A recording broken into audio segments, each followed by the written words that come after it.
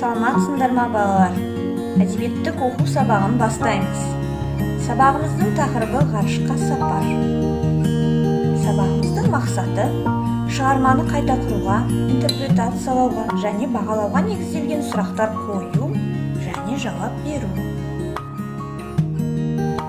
Бірінші тапсырма: суретті пайдаланып, ұйқас сөздерді тауып, дәптерлеріңізге жазып қояйық.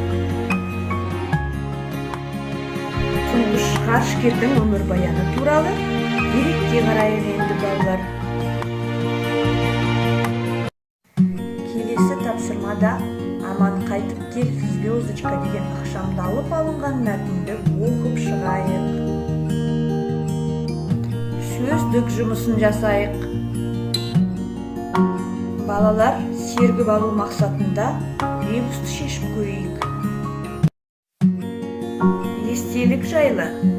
Естелік дегеніміз не екен туралы есімізге сақтайық.